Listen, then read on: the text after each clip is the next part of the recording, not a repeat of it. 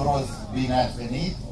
Ne bucurăm să vă avem din nou în număr mare la demonstrațiile noastre organizate de către Ursa Mare. Așa cum v-am obișnuit, organizăm aceste evenimente în locații în care densitatea de utilaje este mare, ceea ce denotă și fiabilitatea lor, încrederea clienților în ele. Și vă mulțumim încă o dată pentru că ne onorați cu prezența an de an. Mulțumim partenerilor noștri, clienților care ne-au pus la dispoziție și logistica și parte de utilaje. Și aici aș vrea să amintesc SG Agrospicu, din domnul Dănuțu Vigiu, care ne-a pus la dispoziție locația și o parte din utilaje. Bianca Plaj SRL, domnului Mihai Strebie, SG Demetra SA, domnului Dănuț Diaconu, Agrix, Zabru Siret, domnul Matias Ofrai, Țitalu Marcel Life, Danti Cereal Invest, domnul Daniel Toma Credinaru, Dafi Agro, domnul Ionel Tătaru, Depuraș Luminița, întreprindere individuală, Fanvio SRL prin domnul Ursaciu, Fabi SRL, domnul Sorin Cucuruzac, domnul Gigi Chiriac. De asemenea, sunt prezent și mulțumim pentru această prezență și partenerilor noștri. Sunt de amintit aici cei de la Clas România, domnul Radu Luigi și domnul René Nazare, domnul Eugen și domnul Cătălin Gruia de la Serv Clas, domnii Daniel Poiană și Cosmin Căsuță de la Lemken, de la producătorii partenerii noștri din Germania, finanțatorii reprezentați de domnul Matei Bocan de la IKB Leasing, domnul Leonard Cătărău de la BNP și domnul Marius Boca de la Deutsche Leasing. Ca și noutate, sunt prezenți și partenerii Ursa Mare, cei de la Michelin în România. În câteva cuvinte, compania Michelin este prezentă pe piața românească de peste 15 ani, în domeniul agricol cu departament de sine stătător de 4 ani. Compania noastră vinde anvelopele agricole printr-o rețea de distribuitori, iar pe zona de nord a țării, Ursa Mare este un distribuitor care face cu cinste parte dintr-un grup foarte restrâns de parteneri special aleși care au un grad înalt de competitivitate în fața clientului. Întotdeauna când achiziționați un produs, ne gândim la prețul de achiziție. Haideți să facem următorul pas și să ne gândim la costul de exploatare. Prețul de achiziție face parte din cost, este primul pas. Dar la finalul unui ciclu agricol sau la finalul unui utilizării perioadei de viață a unui utilaj, noi ne uităm la care este costul lui de exploatare. Prețul este doar primul pas. Din această cauză, compania Michelin este cea mai inovatoare companie în domeniul agriculturii. A lansat pe piață anvelopele cu tehnologie Ultraflex, anvelope care rulează la presiune foarte scăzută. Presiune foarte scăzută care nu face altceva decât să vă aducă dumneavoastră beneficii în ceea ce înseamnă reducerea tasării solului și a consumului de carburant. Bogdan Mihai mă numesc, sunt consultant de vânzări în cadrul companiei Ursa Mare.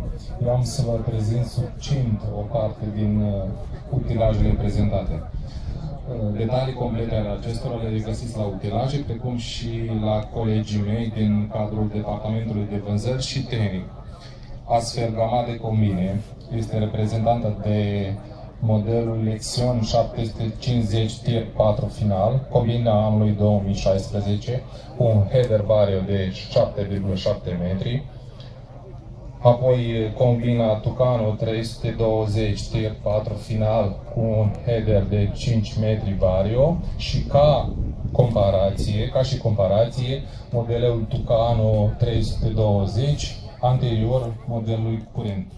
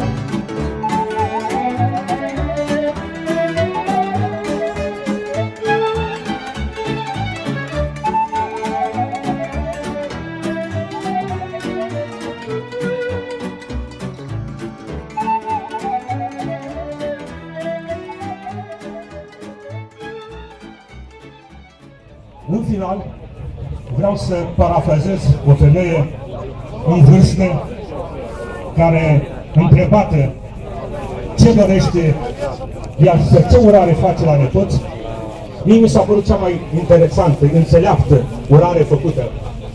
Și a spus că dorește sănătate și să fie harnici. Eu dumneavoastră să vă fac una singură, pentru că dacă sunteți astăzi aici, sunteți harnici. Sunteți și lucrătorii Pământului. Deci vă doresc sănătate dumneavoastră și la familiile dumneavoastră. Și încă o dată vă mulțumesc pentru faptul că sunteți alături de noi astăzi aici. Vă mulțumesc!